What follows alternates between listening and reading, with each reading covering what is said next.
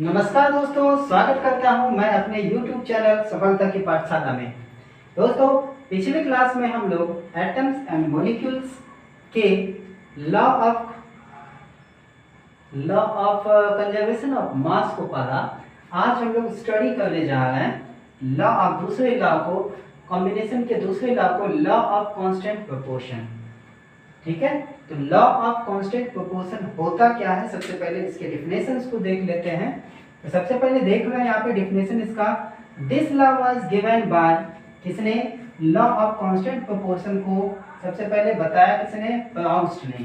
ठीक है, प्राउस्ट ने कब बताया? 1779 में। 1779 में प्राउस्ट ने इस लॉ को इंट्रोड्यूस करवाया, लॉ ऑफ कांस्टेंट प्रोपोर्शन को। क्लियर है?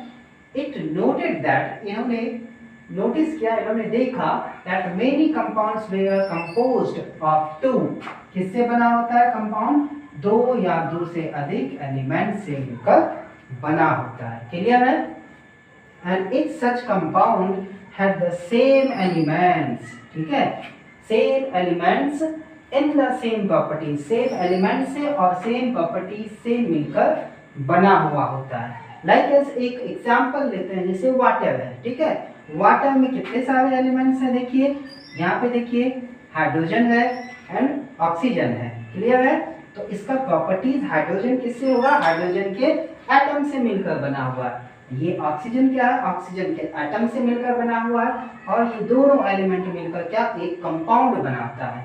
और एक क्या होना चाहिए? एक फिक्स रेशियो में बनाता है। क्लियर है? अब देखिए यहाँ पे एक पॉइंट है, in a chemical substance the elements are always present in definite proportion by mass। मास के हिसाब से यह डेफिनेट प्रोपोर्शन में होता है। जैसे एग्जाम्पल H2O। ठीक है, इसमें क्या क्या है? हाइड्रोजन है एंड ऑक्सीजन है। ठीक है, अब एक एग्जाम्पल के थ्रू इसको समझते हैं। वाटर, जैसे पानी है, वो पाउंड का हो, टैप वाटर हो या ट्यूबवेल का हो। पानी, वाटर क्या है?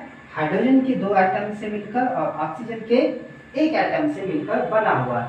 लेकिन इसके प्रोपोर्शन कैसे निकालेंगे? किस रेशियो में, या मास के हिसाब से किस रेशियो में यह बनता है? तो हाइड्रोजन का सबसे पहले इसका देख लीजिए, मास कितना होता है? 1। ठीक है, कितना एटम्स हैं? 2 है। इस 2 इसका देख लेते हैं, इसका फिक्स रेशियो होता है। यानी हाइड्रोजन का भी जो भी यहाँ पे हाइड्रोजन के मॉलिक्यूल का जितना मास होगा, ऑक्सीजन के मॉलिक्यूल का जितना मास होगा, इसका देख लेते हैं क्या मतलब प्रोपोर्शन क्या होता है। और ये कहीं का भी हम वाटर लेंगे, टिप वाटर हो, ठीक है, या फिर पाउंड का हो, सब जगह वाटर वाटर ही रहेगा और उसका एक फिक्स रेशियो होता है। ठीक है, बाय मास के हिसाब से। अब यहाँ पे 1:2 किए, हाइड्रोजन का 2 एटम है, यहाँ पे हाइड्रोजन का मास क्या होता है? 1U होता है, तो 1 यहाँ पे कर लिए। ऑक्सीजन का कितना? एटॉमिक नंबर 8, तो मास इसका कितना हो गया? 16। क्लियर है? अब इसका देख लीजिए करके, 2:16। इसका कॉमन फैक्टर से डिवाइड करें तो रेशियो क्या आया हमारा? 1:8। यानी हाइड्रोजन का के मास का क्या प्रोपोर्शन होगा? 1:8 के फॉर्म में रहेगा तो वाटर बनेगा। वो पाउंड का हो, टेप वाटर हो। क्लियर है यहाँ पे? ठीक है, अब देखते हैं इसको, एक और एग्जांपल लेते हैं। जैसे हम लोग मान लेते हैं H2O2, यानी हाइड्रोजन क्या हो गया? हाइड्रोजन पेरोक्साइड हो गया। क्लियर है? अब यहाँ पे इसका रेशियो देख लेते हैं। ये रेशियो 1:8 होना चाहिए तो वाटर बनेगा। बट यहाँ पे हाइड्रोजन का यहाँ पे 2 मॉलिक्यूल्स और ऑक्सीजन का 2 मॉलिक्यूल्स ले लिए। और इसको देख लेते हैं करके, 1:2। यहाँ पे देख लीजिए ऑक्सीजन 16:2। देखिए रेशियो क्या आ रहा है? 2:32। यानी डिवाइड कर दीजिए कॉमन फैक्टर से, 2 1 जा 2, 2 1 जा 2, 1:16। यानी इसका रेशियो क्या आ रहा है? 1:16। होना क्या चाहिए? 1:8। तो जाके क्या बनेगा? हमारा वाटर बनेगा। बट यहाँ पे बन क्या रहा है? H2O2। ठीक है, क्लियर है? यानी 1:16 आ गया इसका रेशियो, तो क्या आ जाएगा? क्या बनेगा? हाइड्रोजन पेरोक्साइड आएगा, जिसका प्रॉपर्टीज क्या होगा? वाटर से बहुत ही अलग होगा। क्लियर है? ये सेकेंड लॉ क्लियर हो गया। तो पहले कल की क्लास में हम लोग कॉम्बिनेशन के दूसरे लॉ को, पहले लॉ को पढ़ा था, law of conservation of mass. ठीक है, आज हम लोगों ने स्टडी किया लॉ ऑफ कांस्टेंट प्रोपोर्शन और इसके सुटेबल एग्जांपल्स को। एक और एग्जांपल, वन मोर एग्जांपल यहाँ पे दिया हुआ है। कार्बन डाइऑक्साइड किससे बना हुआ है? कार्बन से एंड ऑक्सीजन से। यानी कार्बन डाइऑक्साइड किससे बना हुआ है? कार्बन के एटम से और ऑक्सीजन के एटम से मिलकर। ठीक है, ऑक्सीजन के 2 मॉलिक्यूल्स हैं, कार्बन के 1 मॉलिक्यूल है, यानी कार्बन का 1 एटम है। यहाँ पे कार्बन और ऑक्सीजन से मिलकर बना है। किस रेशियो में यह बनेगा? तो इसी तरह फाइंड आउट कर लेते हैं। कार्बन का मास नंबर कितना होता है? कार्बन का बाय मास के हिसाब से यहाँ पे प्रोपोर्शन निकालते हैं। तो कार्बन का क्या होगा? एटॉमिक मास 6 2 12, 12 आ जाएगा। ऑक्सीजन क्या आएगा? 16 × 2 कर दीजिए, बिकॉज यहाँ पे 2 एटम्स है, 2 यहाँ पे ऑक्सीजन का मॉलिक्यूल्स है।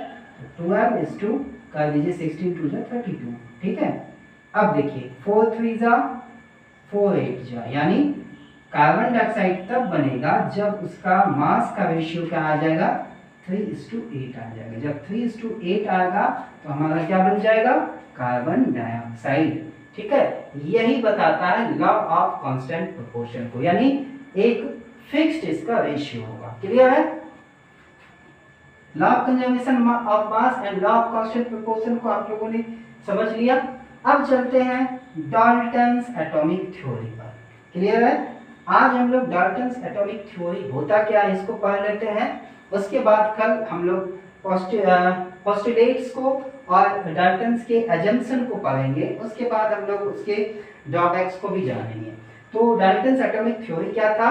सबसे पहले इंट्रोडक्शन कराया गया इन 1808। ये डेट याद रखना पड़ता है कॉम्पिटिटिव एग्जाम के लिए, एनटीएससी वगैरह में पूछा जाता है। ठीक है, इन 1808 जॉन डाल्टन कहाँ के थे?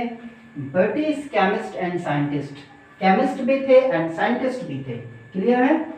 गिव द एटॉमिक थ्योरी, इन्होंने एक एटॉमिक थ्योरी को दिया। किसने?